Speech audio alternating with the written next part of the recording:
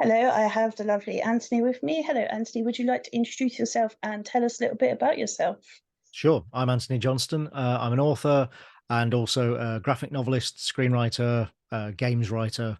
I do all manner of stuff. Um, I'm best known for the film Atomic Blonde, which was based on a graphic novel I wrote, on starring Charlize Theron. But I also, as I say, I'm a novelist, and I wrote a I write a spy thriller series, the Bridget Sharp thrillers, and now I am just launching a new series called The Dog Sitter Detective, a cozy crime series featuring Gwynnie Tuffle, a retired actress, and the dogs that she looks after. Did you always know that you wanted to write? Yes, without question. Well, I always knew I wanted to tell stories. I've been making up my own stories since as far back as I can remember. You know, some of my earliest memories are of just sort of making up my own little stories involving, my Star Wars figures or something when I was a child. So yeah, I've always done that. And then once I realized that writing stories was a thing you could do, and especially once I realized it was a thing that you could do for a job, then yes. I have had other jobs along the way, as so many of us do, day jobs and what have you. But it was always what I wanted to do, and I'm very lucky that I've now been doing it full time for just over 20 years. Nice. I hear that a lot actually, and it's quite sad, really, is that the option of being an author isn't seen as a career, it's seen as something that you pick up later. And it Yeah. does feel like, perhaps careers people should encourage children to do the artistic things as well. But Well, I mean, in some ways, I was very lucky in that I went to a school that did encourage arts. You know, we did drama. I did a lot of acting when I was younger, which is one of the reasons why Gwynnie in The Dog Sitter Detective is an actor, because I took acting quite seriously when I was younger. I almost studied it at university before my life took a turn and went in a different direction. Um, and we had arts festivals, drama festivals, music festivals at my school. So the school did encourage it, but I was in Redditch, just outside of Birmingham, and Redditch is not the sort of town that has a kind of thriving culture scene, and it's not the sort of place where you're going to bump into people who make a living as creative people. I mean, maybe that's not true now. I don't know, but certainly in the 1980s, that was the truth. I didn't know anybody who made a living as a creator, whether it be artist, writer, musician. I knew there was some around, but I didn't know any of them, at least not until later. Certainly as a young boy, as a teenager, the idea of becoming a writer seemed outlandish. You know, writers were people who lived far away down in London. They didn't come from Redditch. That was silly to imagine. Um, but like I say, luckily I was in a fairly good school that encouraged people to be creative, and my English teacher actually did publish a novel while I was in high school. oh, His name was Trevor Wright. The novel's called The Shifting Pier, and it is long out of print. But I do have a copy on my shelf. And that was a little bit of a revelation, because it was kind of, oh, here's somebody I know, a real person who lives where I do, and he's published a book. It can be done. Similarly to the comics writer Alan Moore. I read all his stuff in 2000 AD and what have you as I was growing up. And then when I realized that he was from the Midlands, when I first heard him speak, and he sounded like me, I was like, hang on a minute, that's not supposed to happen. And so little things like that just kind of opened my eyes and made me realize, oh, this can be done. Well, I'm sure it'll take hard work, but it can be done, even if you're from Birmingham and then grow up in a tiny little town just outside Birmingham, where nothing really happens. You can nevertheless make a life doing this. It is possible. And so that was enough to kind of give me the fuel and the determination to make it a career. and it's funny now. I've heard that a lot as well, that everyone thinks that authors came from London. And yet, when I speak to authors, there's a lot in Scotland, there's a lot in the Northeast, there's a lot in Brighton, and sort of that centre bit of the country, still not really that many, or perhaps I just don't know about them. But No, it's true. in It's London true. particularly, there's a few, but not really that many. So Yeah. that's quite funny how it's changed. But yeah. Well, this is why we all stick together when we meet one another at festivals and we go, hang on, you're a Brummie or you're from Wolverhampton or something. We all kind of glom together because there aren't that many of us. Yeah. So what made you sit down that very first time and decide to write a novel? Well, my first ever published fiction was actually a short novel.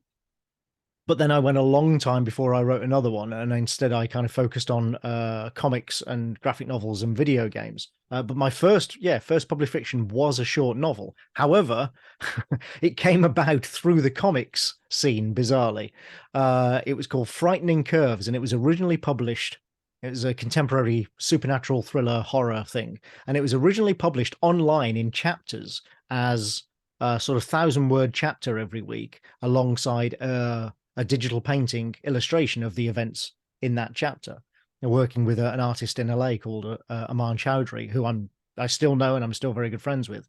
And we put that up on a site that was actually devoted to sort of comics and alternative culture, but it was something we could do and put out there every week, and it was very popular. It was actually, by the time we'd been running it for 10, 12 weeks, it was the most popular thing on the site.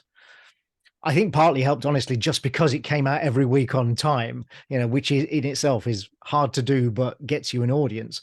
And eventually it became a print object. We sort of, an independent publisher approached us and said, would you like to do this? Or I would like to do this as a book. Are you interested? And we said, hell yeah. So getting into actually writing prose and sort of book fiction I kind of fell into it backwards, which is the story of my career in many ways. And, getting into games and stuff and film, what have you, it all seems to, I seem to stumble over things and go, oh, suddenly I'm doing this other thing now. So that's just a weird story. However, like I say, I took many years when I was working on comics, graphic novels and video games primarily. Partly because I knew that writing a book takes a lot of time. It's a long process. And I was kind of living job to job. I was making a living, but it's not like I was building up a massive war chest of finances that I could rest on. And along the way, I got my literary agent, Sarah Such, actually originally to negotiate some of my graphic novel deals, because she has a foot in that world as well. But she was politely badgering me the whole time, saying, when are you going to write a book? When are you going to write a book? I think you could write a really good book. When are you going to write a book? But I couldn't. Like I said, I couldn't afford to take the time off. And then Atomic Blonde happened. And that gave me a buffer, if you like. That meant that I could finally afford to take 6 months off without worrying about paying the bills, and write a book. And so I did. I wrote, I finally acquiesced, and yes, I wrote a novel at last for Sarah to pitch around, and that was the Exphoria Code, which was the first Brigitte Sharp spy thriller. And that then became, that was, we sold it, obviously. I wrote another, and just over time, over the last, what is it now, 6 years, novel writing has just become a very large part of my career. I wrote comics and graphic novels for 15 plus years.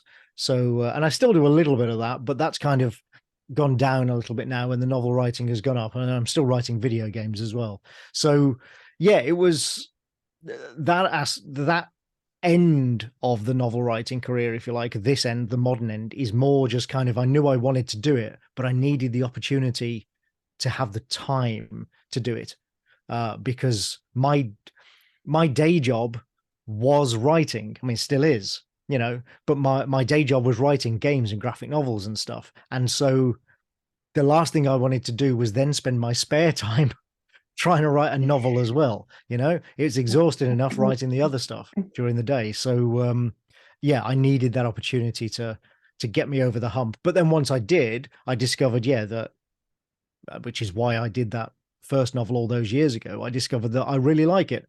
I really, really like writing novels, and I appear to be fairly good at it. So people keep wanting to buy them, so I will keep writing them. And why spy thrillers? Was that something that happened by accident, or did you know that that's what you would write? That Came up well. I so for that we have to really go back to The Coldest City, which is what Atomic Blonde was originally called. There is an edition with the retitled Atomic Blonde now, but the original graphic novel was called The Coldest City, and that came about just because I have a lifelong love of spy fiction. Um, Everything from the sort of the James Bond high octane big stunts end to the kind of really low key grim John le Carre, sandbaggers kind of stuff, and everything in between. And what I wanted to do with that graphic novel was do a John le Carre style story in graphic novel form, which hadn't really been done before. Um, and I did, and it was very well reviewed. We got a lot of critical acclaim, and then just before it was published, we also sold the film rights, and that's what became Atomic Blonde. So that was, and I also wrote. There's a prequel called The Coldest Winter as well. So it's a medium that I enjoy writing in. But then when I came to write that novel, when I took those 6 months off and came to write a novel of my own, as it were, I kind of felt that because of Atomic Blonde, that people would expect a spy thriller from me, which I didn't feel bad about at all. It's not like I'm not saying woe is me, because like I say, I love spy fiction. I love writing spy thrillers, but I did feel people are probably going to expect more spies from me now. So I maybe I'd better do that and be sensible for once in my life, because I'm not often. I tend to go off weird tangents in my career and do unusual things. But I thought, for once, let's be sensible and do what people actually expect me to do. And so, yes, as I say, that's why spy fiction, and that's hence the Bridget Sharp thrillers came about, just because, and like I say, I love writing them, but it was also a feeling that this is what people will expect from me. Unlike the Dog Sitter Detective, which nobody expected from me. Yeah, it's quite a change of direction. What made you decide to do that? So that goes back to lockdown, the initial lockdown from COVID. I was at the start of 2020. I was supposed to be writing the third Brigitte Sharp book, The Patrios Network, and then COVID and lockdown happened, and I couldn't do it. Partly because those books, being spy thrillers, they feature travel all over Europe, and geopolitics and the state of nations, and all that sort of stuff. And I'm sure you'll recall, early in 2020, pre-vaccines, we had no idea what the world would look like in 6 months, let alone 12. Bridge in these books flies all over Europe, kicking and punching people. And I literally didn't know if that would be possible in a year's time. So I had to put that aside. There was nothing I could do about that. But I can't not write. I've been doing it so long, and it is, like all writers, it is a compulsion. I have to write something. Otherwise, it's just, I don't feel right. And so I decided I would write something to cheer myself up, because everybody was having a really bad time. I spoke to other authors, obviously, as a conversation with other authors, and we were all having a terrible time, all finding it really hard to concentrate. And so I decided to write something lighthearted, funny, that would cheer me up, make me laugh. And so it seemed natural that that would be a cozy crime, a sort of light-hearted cozy crime thing, which isn't something I'd done before, I know, but that in itself was of interest because I like doing new and interesting things. A lot of my work over the years is me going, I've never done that before, so I'll give it a try. I do that a lot.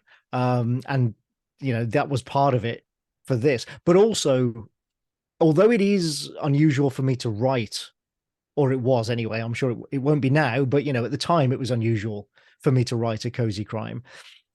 I've got a lifelong love of it. I grew up reading The Famous Five and The Three Investigators, and then I graduated to Sherlock Holmes and Agatha Christie. And I read and watch lots of cozy stuff now, like MC Beaton, and still rereading Christie from time to time.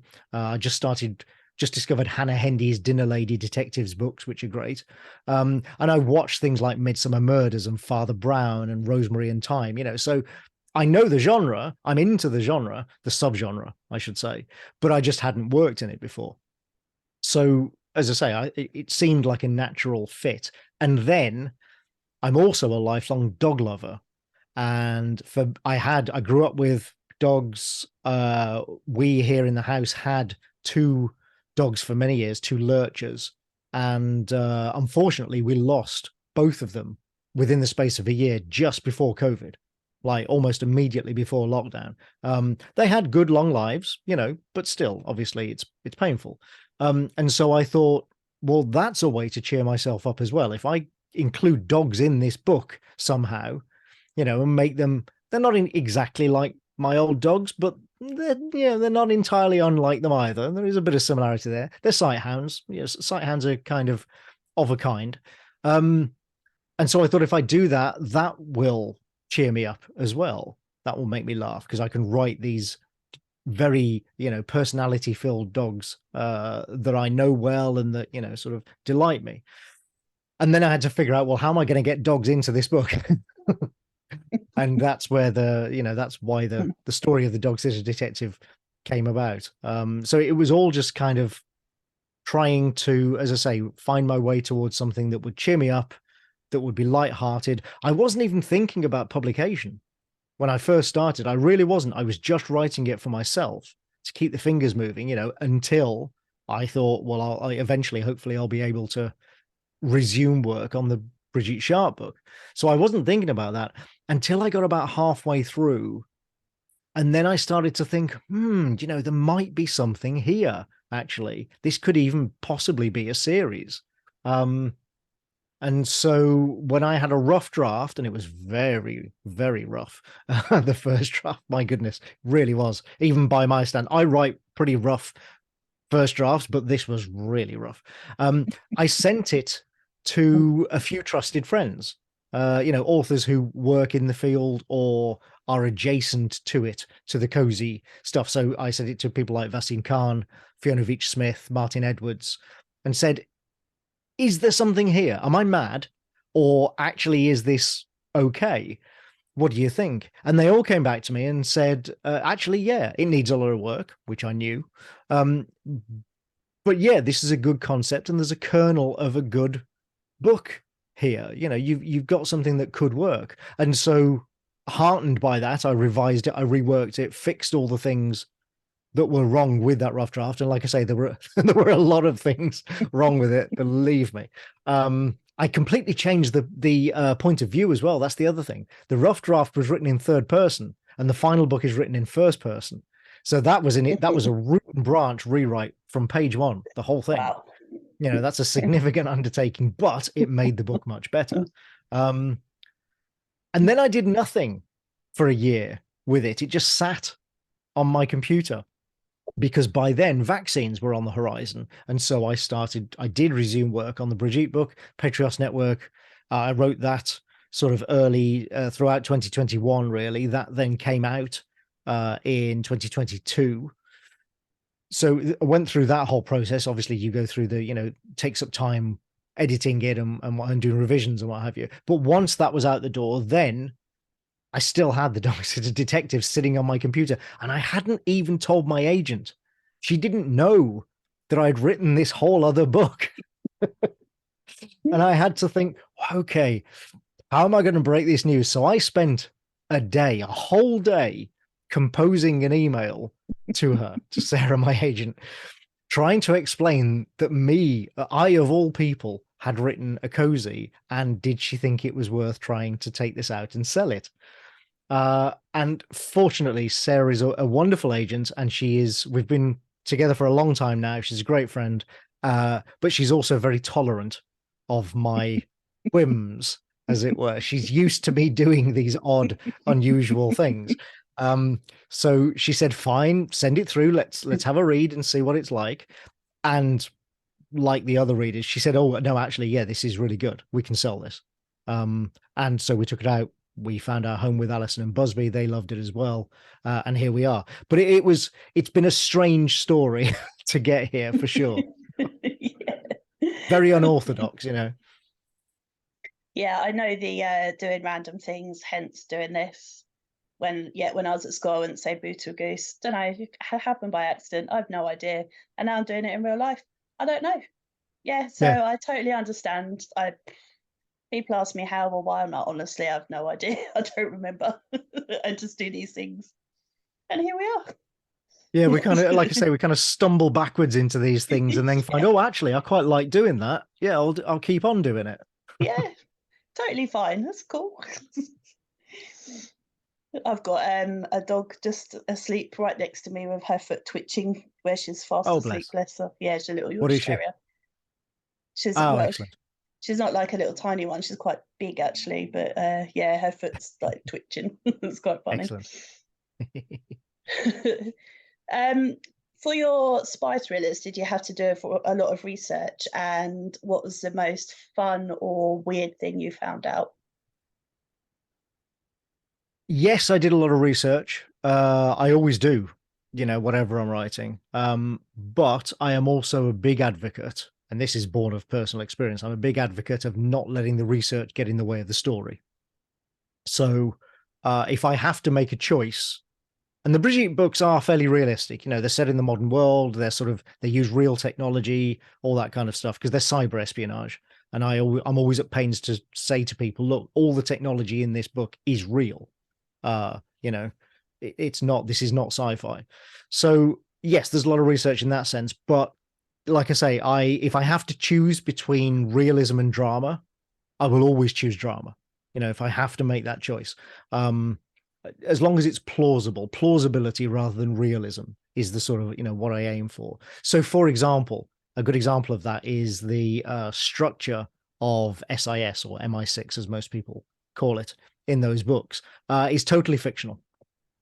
I made the whole thing up. I have no idea if the cyber unit of MI6 actually runs in that way. I'm sure it doesn't. I expect they're actually much better funded than is depicted in the book.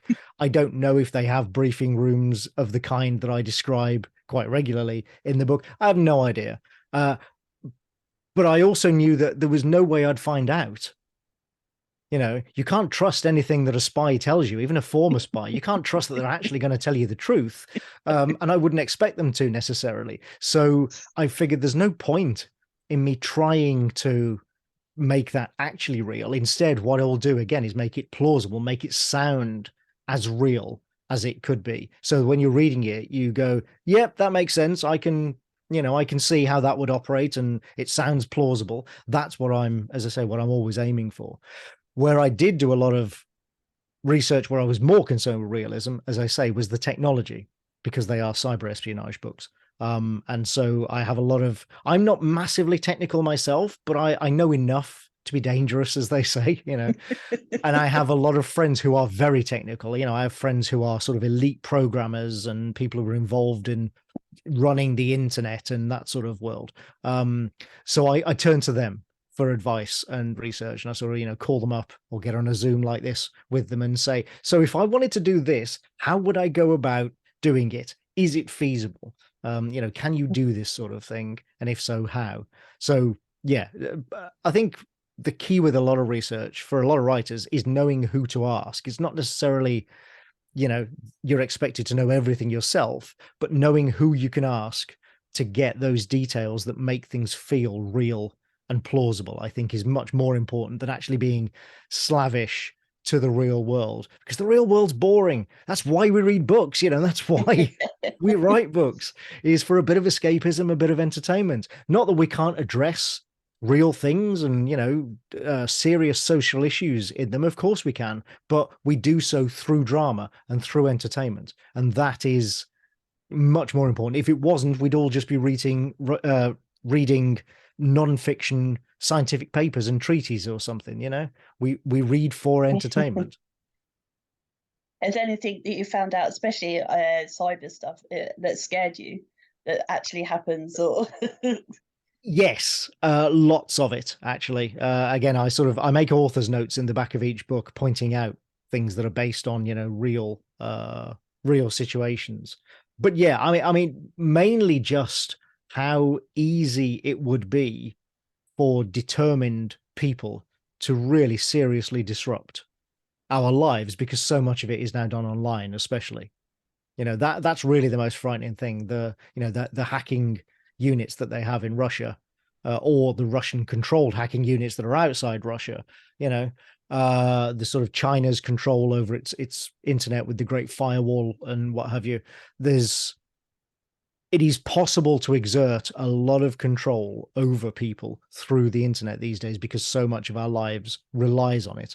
And we're fortunate at the moment, anyway, here in the West, that our governments aren't seeking to do that, but they could very easily. And more so than, more worrying even for us than the governments, bad actors, hostile actors could also do it if they were really determined enough. And that is, so it's not one particular thing. It's more just realizing how vulnerable we are and how fragile a lot of the internet is. And enormous parts of the internet run on open source infrastructure that's basically maintained by half a dozen hackers distributed around the world who do it in their spare time. You know, it's absolutely crazy. I mean, we've muddled through and we've got here and it works, but it's a crazy system. I mean, it's not really even a system. I done a forensic science degree, again, one of those random things I decided to do later in life. And we touched on cybercrime, and it was probably one of the most terrifying lectures I've ever had in my life, because the police can't afford to police it because it's crazy, and we could get caught up in someone else's crime and submit it on our phones, and we could be prosecuted for and stuff. And it's like, okay, right, Yep. fine, that's yeah, okay. We are all vulnerable. You know, it's in the security world, they call it security through obscurity, which is to say that you're not a big enough target for bad actors to worry about. But if you were, then yeah, we're all so vulnerable. It's pretty crazy. Yeah. So yeah, so writing the cozy must have been quite a quite a palate cleanser, as well as Palette cleanser is a really good way of putting it, actually. Yeah, I like that. Yes, absolutely. I mean, not that there's no technology because it's set in the modern world. So, there are mobile phones and things like that, but it's absolutely not reliant on technology in the same way that the stories, all the Brigitte books are, they center around a cyber threat to the country. That's the purpose of the books. Whereas the Dog City Detective, yes, like I say, that people have phones, there is technology, but it's not the engine around which the plot revolves. These are much more traditional cozies, really. I mean, I like to think, they're a bit original and I've put my own spin on them, but yeah, they are traditional cozies starring an older woman, with a burgeoning romantic interest, who's trying to just sort of keep her head above water, has a quirky job, stumbles across murders and solves them as an amateur because the police can't. That's, what more do you want from a cozy? well, yeah. And did you have to completely sort of reinvent your writing style, or did you sort of, because you were trying to make yourself laugh and you were writing them, did you just sort of nail the cozy style as you were going along? I wouldn't say, I wouldn't say I nailed it from word one. As I went along, for sure. Yeah, I did. I did actually change my writing style a little bit for these books. The bridge books, because of the sort of audience that reads them, is much more likely to actually to be sci-fi readers as well, or be serious spy readers, people who read nothing but spy fiction. There's a lot of jargon in them, and there's a lot of sort of modernist phrasing and what have you in them, and they're very clipped and very sort of propulsive, and that's very deliberate. I like to read that sort of stuff myself, so it's a deliberate part of the style of those books. For this, and again, knowing this from being a reader of cozies myself, I knew that wouldn't suit, and so I made an effort to be simpler. And I don't mean that to be pejorative, but what I mean is there are full sentences, and everything happens in sequence. I took the Stephen King advice, like if you have the choice between a complicated word and a simple one, use the simple one because it just makes it easier to read. Now in the bridge books, I do the opposite. And I use the complicated word very deliberately because that's the style of those books. But here, I thought, no, I will. I will make sure that they are easy to read. I don't want people stumbling over complex, constructed paragraphs and sentences and stuff. So it's a very much a deliberate choice. Because, like I say, when I'm reading a cozy, that's what I want. I don't want to suddenly be faced with 5 semicolons and, multiple parentheses in a paragraph and go, hang on a minute, I can't read this. Have to read something 3 times to pass out what it means. I don't want to do that when I'm reading a cozy. So yeah, I did alter my style a little bit. And with regards to the humor, so that's a funny one. I have written humorous stuff before. I wrote a couple of rom-coms early in my career, graphic novel rom-coms. But humor is, to write it at any rate, does not come naturally to me. It's not something that just sort of, comes out of me easily. I have to work really hard to get humor into my writing. The problem then is that when you work hard to make something funny, it's not funny anymore because people can see you've worked really hard to make it funny. It's like explaining a joke. That's not funny. So then I have to work even harder again to cover up the fact that I've worked really hard and try and make it look easy and natural and simple. But it's actually not. It's really, really difficult for me at any rate. So I'm glad that people find the book funny because I did have to work very hard, as I say, to achieve that.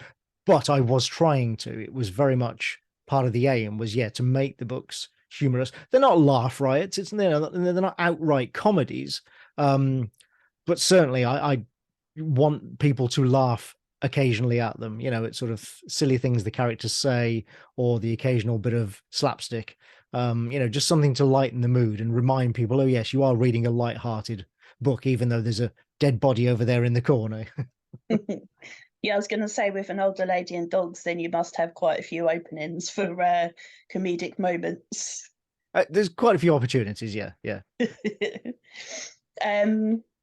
Did you base your character on any older ladies that you know? I had to ask. Not specifically. Yeah. No, not specifically. I mean, every main character at any rate is generally, you pull bits and pieces from real life because you want them to feel genuine and relatable. Of course you do, and pieces of yourself. Every character has a piece of myself in it as well. But I don't specifically base characters on one person or even 2 people. There are bits of real life and bits of other people in a character, but then the rest, maybe 80-90% of it is just my imagination, because it's a character. I'm not trying to write a sort of about a real person. And also there are dangers in doing that. You don't want people to go, that's obviously me and I'm really offended. You don't want that. But like I say, it also wouldn't work anyway for the story, again, because of drama. You need these characters to do the things you need them to do to make a good story, to be entertaining, to be dramatic. And so even if you start with the kernel of, 1 or 2 or 3 people that it very quickly becomes its own thing. And the character takes off and gets a life of their own just by virtue of being in the story that you're writing. So yeah, as I say, I always pull from real life, but I never base characters specifically on a particular person. I've been to quite a few festivals and seen a lot of authors talk, and they sort of seem to not necessarily dislike the term cozy, but they'd rather it was referred to as golden age or something. What's your feeling on that? I actually don't mind. I right from the start, I have referred to this myself as a cozy crime novel because it is. And that's what, I mean, these are all marketing terms. They're all just really terms so that readers can find a book that they want. And readers will call them cozies. I'm not going to call it golden age because it's set in the modern world. If it was set in the 1920s, then I might consider calling it a golden age mystery or something. But it's not. It's set here and now. And it is a cozy. So I don't really mind. I mean, cozy does get a bad rap, for sure. No question that, critics and some readers will deride cozy and not read it and think that it's all just nonsense, fluffy nonsense. Those of us who read it know that's not the case, but it does have that reputation. I mean, we know one of the things I like about cozies is that it focuses on the puzzle, and it's some of the most intricate, complex puzzles of a crime or a murder that you'll find are in cozies, because that is the focus of the book. Rather than the brutal realism or sort of extreme violence, it's all about, can the detective use their little grey cells, as Poirot called them, to figure out this, unpick this Gordian knot, this really complex puzzle. And so the puzzle has to be complex. It has to be interesting and engaging. Yeah, so it actually makes you, gives you a good workout for your brain. So yeah, I have no problem, as I say, with the term cozy. I know some people do, but my feeling is that if that's what it takes so that readers know what they're going to get when they pick up the book, and therefore aren't disappointed because they were expecting something else, then I'm fine with it. I really don't mind. Yeah, I think it was at Crime Fest actually. There was a panel, and it said that the cozies of like the first era was a reaction to the First World War, the Second World War, the Spanish flu.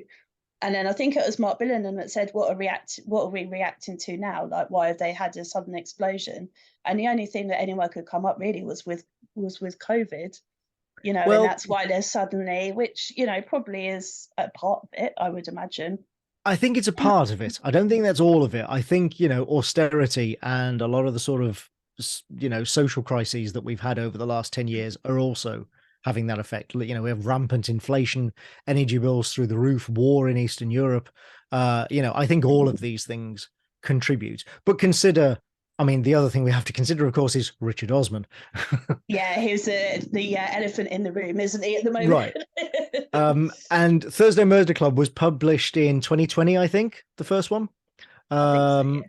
And so, that was before. I mean, it was COVID, but obviously he'd written it before COVID. But it was nevertheless after all this, as I say, 10 years of austerity and stuff. And I do think the mere fact that his book is so popular and so successful is a rising tide that lifts all our boats, as it were. And I think that has actually reshaped the market to an extent. And you have people now who are willing to give cozies a try who wouldn't before, because they've read Richard's book, because everybody's read Richard's book. I think every adult in the UK has got a copy. It's like Brothers in Arms back in the 80s. Or Thriller or something. Everybody's got it.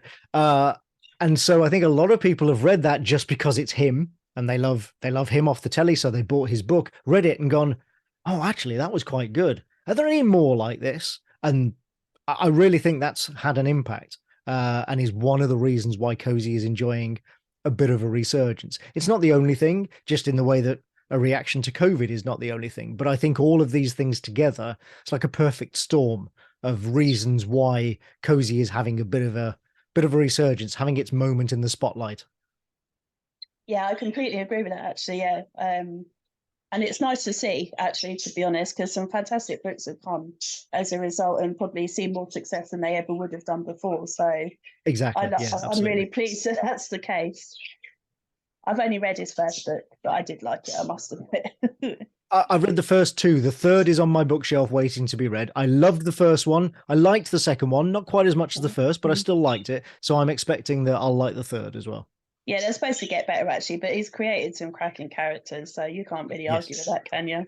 Absolutely. I mean, I've pissed myself laughing in the first one at one bit, so yeah. Well, and the other thing he did, and this is just from a purely selfish point of view, was he made it okay for, because Richard and I are around the same age, he made it okay for middle-aged men like me to write female characters, older women, from a first-person point of view. Thanks, Richard.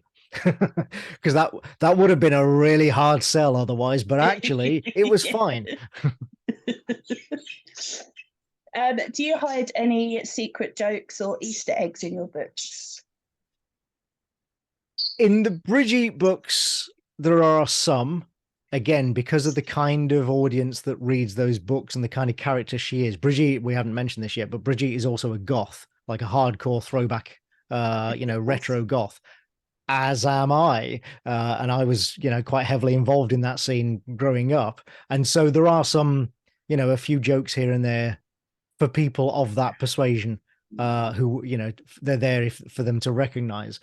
Not so much in The Dog Sitter Detective. I think there might be one where I have quoted an old TV show that not many people saw.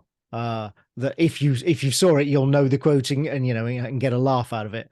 But I'm always very careful with Easter eggs like that to make sure that if you don't get the joke, it doesn't spoil things for you.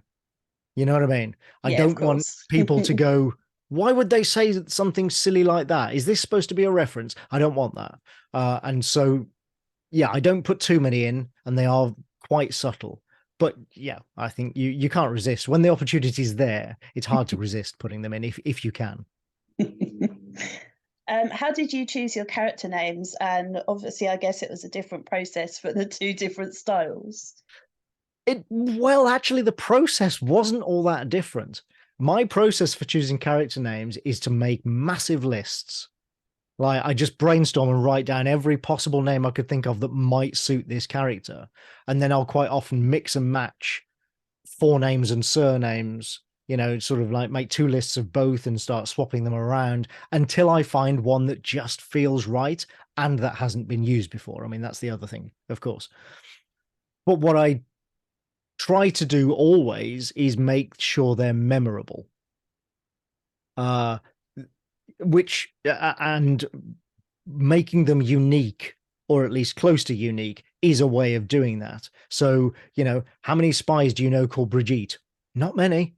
I'm not going to claim she's the only one, but there certainly ain't many out there. It's not like whereas how many spies do you know called Jack and Jim and, just, too many. So that's what I always go, as I say, for something that is either unique or close to it. And I also like unusual names. And that's why Gwynny, Gwynny is short for Guinevere, which is a name everybody knows, but is not really in common use. It's not a name that you're going to run, your local counter girl down the shop is not called Guinevere, or even your grandmother, frankly, wasn't called Guinevere. It's never been that common a name. And yet, because of its association with British mythology and our culture, everybody knows how to say it. Everybody knows the name. And so, yeah, and it sticks in the mind because it is so unusual. And so that's how I came up with the Guinevere side of it anyway. The other side comes from, so her surname is Tuffle, which is an anglicization of a German name. Her family's German. And that's the von Tuvelsbergen. And that is a made up noble German name. So again, plausibility. It's a name that sort of, if it fits with the German nobles of the 17th and 18th centuries, but it's not actually a real one. But it would, you could believe it was because it's of a kind. But as I say, it anglicizes. I did the anglicization first, really, and then sort of reverse engineered the German because I thought Tuffle just was a great, again, everybody, you can pronounce it. It's not difficult to say. It's unusual, sticks in the mind, and it kind of feels cozy. It just fit the character and the milieu. When I came up with that Gwynny Tuffle, I was like, yeah, that sounds like a cozy character. That sound, if you met that character in a Val McDermid book, they'd be out of place. You'd be going, what the hell what kind of a name is that? But here in this cozy Gwynny Tuffle, yeah, that sounds about right. I have a name saved on my phone, and it's Jack Dash, and that to me says personal investigator, private investigator. Yep. So, and it's saved in my phone for future reference because I heard it and I'm like, that's so a book character. It totally is. Yeah, eventually perhaps I'll give it to someone, but but for now it's saved. I remembered it actually. So yeah, I'm just like, I've got to keep that name somewhere. When you're editing, what words and phrases do you overuse? Oh, I keep a list. I am one of those people. I am so prone to using the same phrases and the same words over and over and over again that I literally keep a list of those phrases and words. And once I'm at sort of first draft stage, when I'm ready to submit to my agent and my editor, then I will do one final pass through the manuscript, doing a find. I will do a word search for those words and those phrases. And if there are, like the word just, I overuse the word just so much, both when speaking and when writing. And so when I get to that stage in a manuscript, there might be 80 uses of the word just in a single book. And that's too many. I'm like, no, that's no, way too many. And so I will go through and substitute in other words or edit sentences so that it's just not necessary to use a word like that. And I do that. I go through the list. It takes me a few days because it's a long list. And I do spend like 2 or 3 days just going through the entire manuscript and rewriting all of those bits so that there are only maybe 4 instances of the word just in the final manuscript, and so on. Scowls, I have people scowling all over in the Brigitte books more so than the Dog Sitter Detective. Everybody scowls at everybody else. Everybody frowns all the time. And so, yeah, I'm always eyes narrowed their eyes is a phrase that you'll see in a lot of my books. I can't help it. Somebody frowned and narrowed their eyes at them. Again, this is in the spy books more than the Dog Sitter, but yeah, these are, I'm well aware of my own foibles and ticks, if you like, partly because, as I say, I've been writing now for 20 odd years professionally. I mean, full time, I should say, professionally for nearly 30 years. So I'm very aware of my own tendencies and my own habits. And so, as I say, I just keep this very long list and it works. It's a ridiculous system, but it works. If it makes you feel any better, when I ask that question, just is one that comes up pretty much every time. So you're not the only one by any stretch. No. If you're able to spend a day with any author, dead or alive, who would you like to spend a day with? Wow. I think that's got to be Shakespeare, hasn't it? How could it be anybody else? It has to be Shakespeare, partly just to go, so did you write these or not? Yeah, was it you or was it your mate Kit? Tell us the truth. Yeah. Our tortured childhoods of studying these things, you didn't even write them. Yeah, exactly. I mean, I grew to love Shakespeare in school, actually, partly due to that English teacher that I mentioned earlier. He was because I, like many children, when I first encountered Shakespeare, went, what is this nonsense?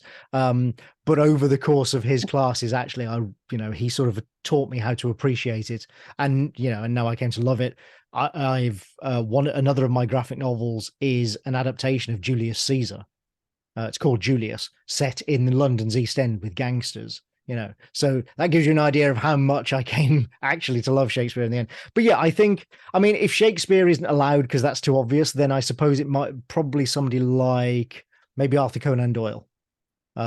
Just because I figure his mind, especially given that, remember, he was into sort of mentalism and spiritualism and stuff as well, and yet he wrote these incredibly cold, logical stories for Holmes. So I'd love to kind of understand that mind a little bit better. But really, just about any author that I read, I'd love to at least have a 10-minute, 15-minute chat with. That's the sort of person I am.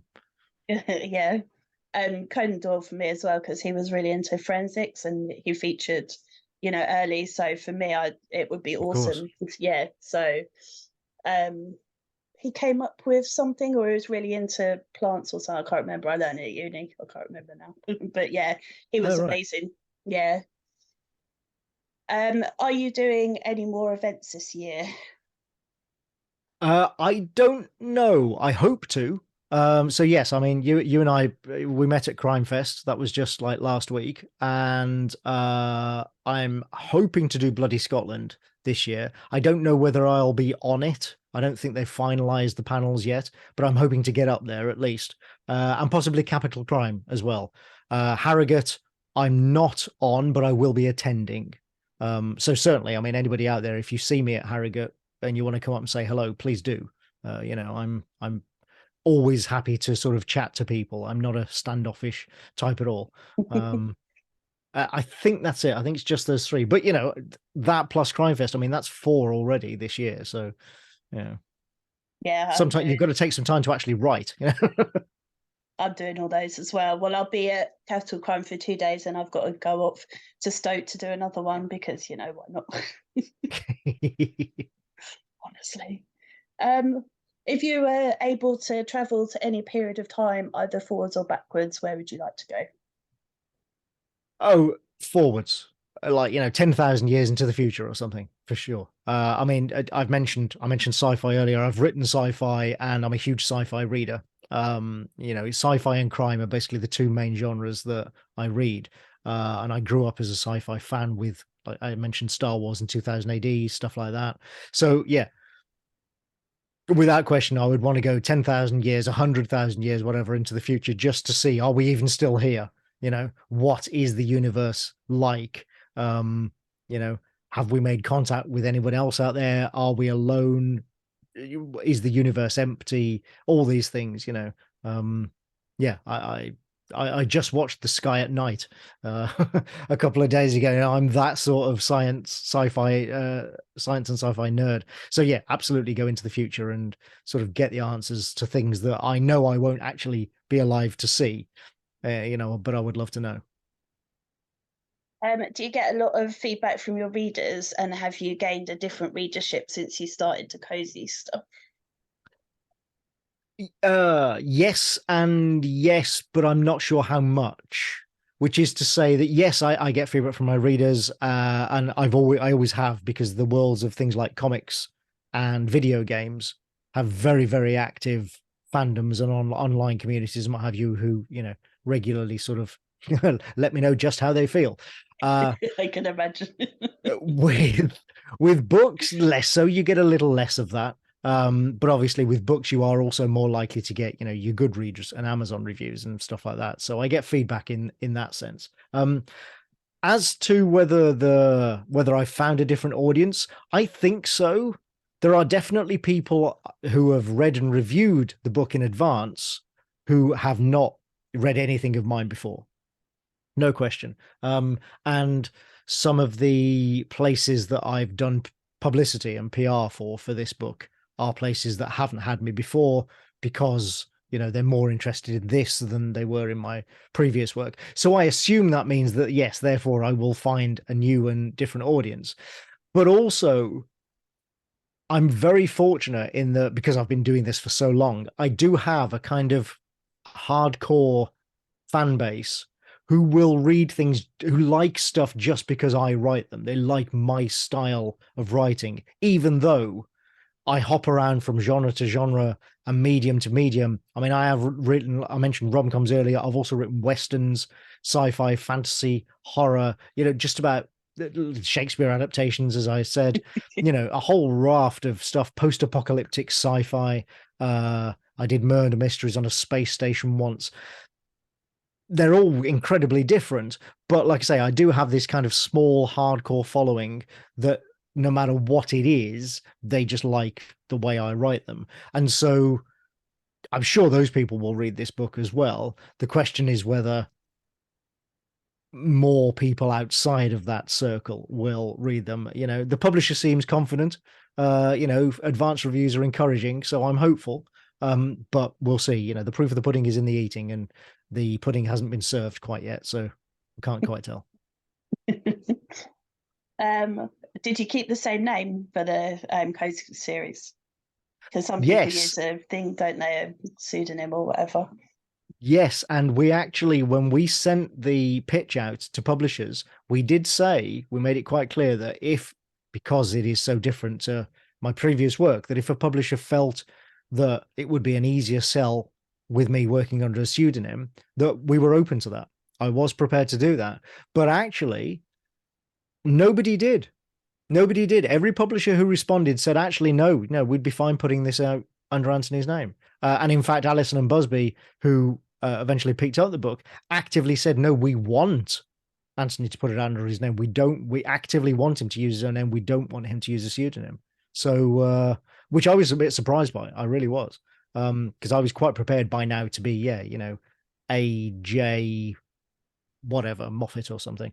You know, uh, but yeah, as I say, as it turned out, actually everybody said, no, we'd rather you use your own name. So I was quite happy to go along with it. But yeah, very nearly.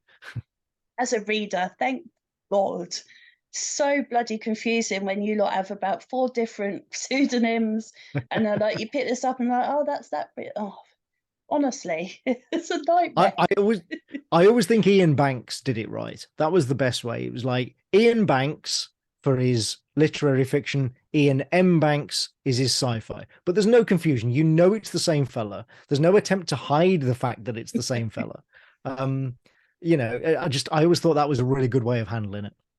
Yeah, absolutely. Because honestly, especially like bloggers and people that read a lot, we're expected to remember, especially authors that we like, we need to know your name and your characters' names and your series names and then your partner's names and your kids' names. Then we have to learn your bloody pseudonyms. Like, for God's sake, do you know how much we have to try and remember?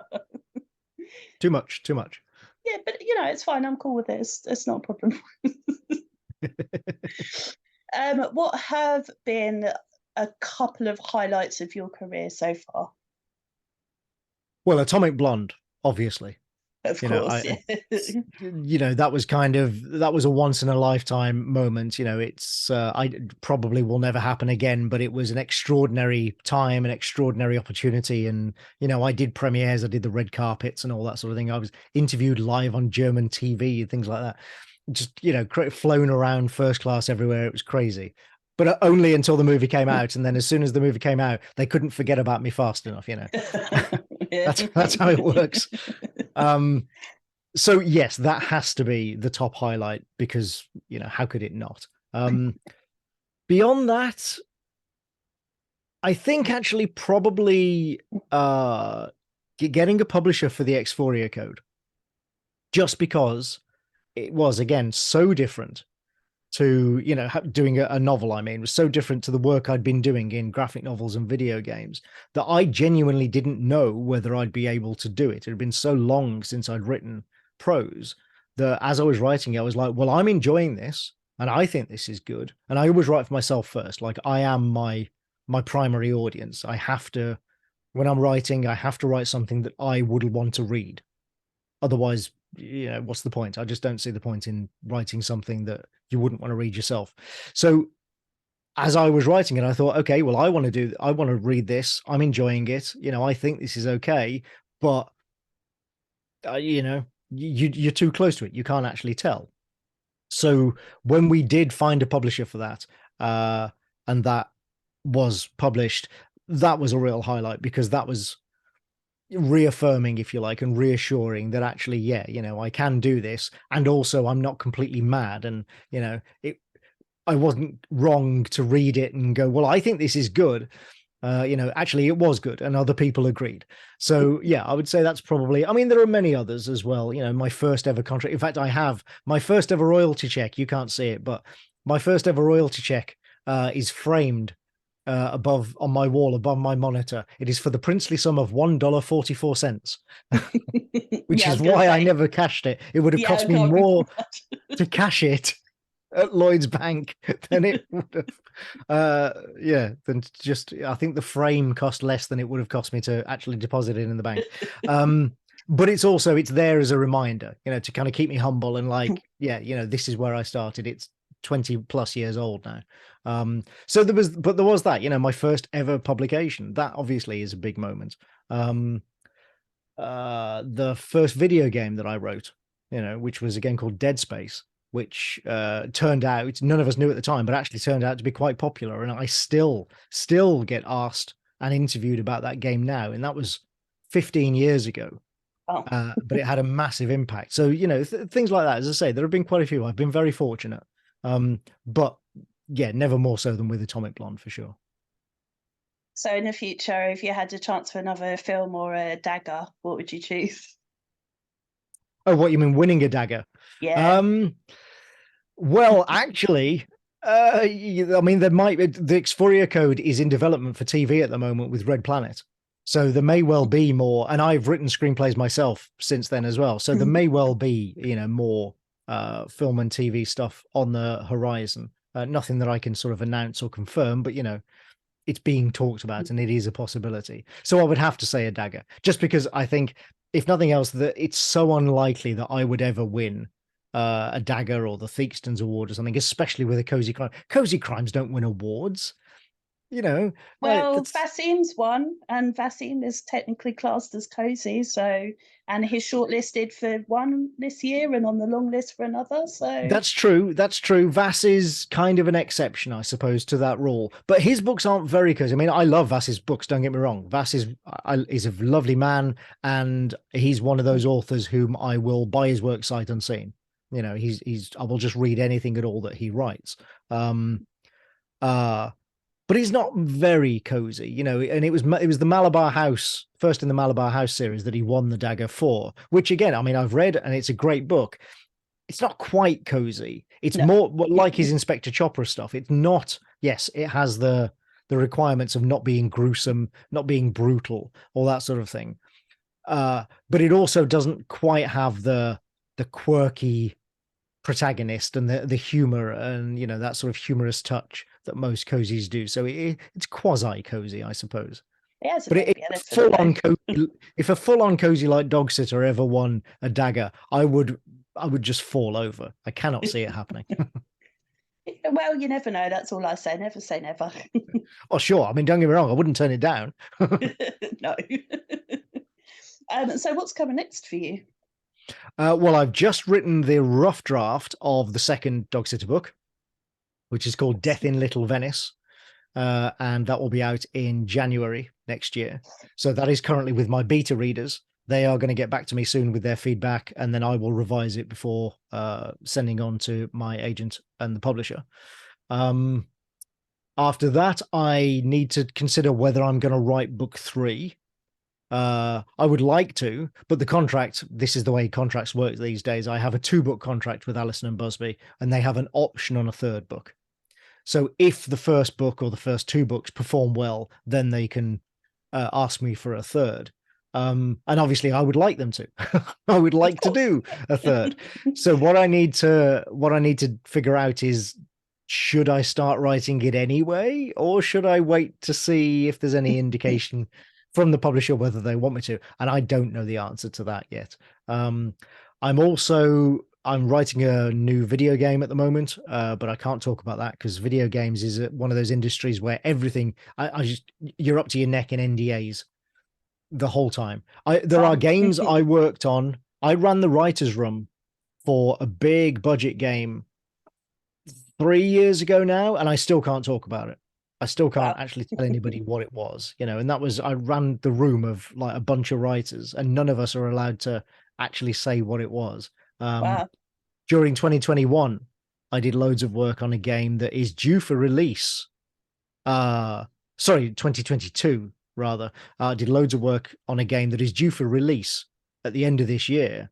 And again, I'm under NDA. I'm not officially announced to tell people that I worked on it yet. So that's just the way that world works. It's absolutely nuts. And like I say, Xforia Code is being developed for TV by Red Planet, the people who make Death in Paradise and Hustle and Sanditon and what have you. Great people, great company. So, we have high hopes for that. And if that takes off, and there's a pilot script being written at the moment, and if that takes off and gets greenlit, then I may well join the writing staff of that. So I may have that to look forward to later this year. So I've got a few things on, but mainly it's all about the Dog Sitter at the moment. Well, I don't think I have any more questions for you, unless you think there's anything obvious that I haven't asked you that you want to tell us. I don't think so. I'm always terrible at this. People say, is there anything else that you want to talk about? And I'll say, no, I don't think so. And then 5 minutes later, of course, after we finish the interview, I'll think of something. I guess just where people can find me, follow me on social media. I'm at Antony Johnston. Make sure you spell it correctly. It's ANTONYJOHNSTON. As long as you spell it correctly, you will find me, because it's a very unusual spelling of both names. Or the combination is unusual anyway. So yes, you'll find me on Twitter, Mastodon, Blue Sky, Instagram, Facebook. I'm on YouTube even. I'm on all of those places under that name. My website is antonyjohnston.com. You can also read more about Dog Sitter itself at dogsitterdetective.com. We made a Awesome. website specifically just for that book. And you can find links again to my Twitter and my own website on that particular site. That's a much easier URL for people to remember. That's why I say it. Dogsitterdetective.com. Everybody can spell that. Everybody can remember that. Nice and easy. And if you do pick up the book, I hope you enjoy it. Look out for also, if you read the book and you enjoy it and you have a dog, take a picture of the book with your dog and post it on social media with the hashtag the dog sitter detective, because we're encouraging everybody to do that, reviewers, readers alike, and we'll collect them all up and put them in some kind of a slideshow or something. Awesome. I love that. Brilliant. Well, thank you very much. And obviously people can seek you out at the festivals. Yes, hopefully... absolutely. Like I say, yeah, if you see me there and you want us to come up and say hello, please do. Yes, I definitely will. Now I've Brilliant. talked to you online. Although I've met you already, but whatever. I'll have a selfie. I'm sure we can talk again. It's allowed. It's okay. Yeah, that's fine. Well, brilliant. Thank you very much.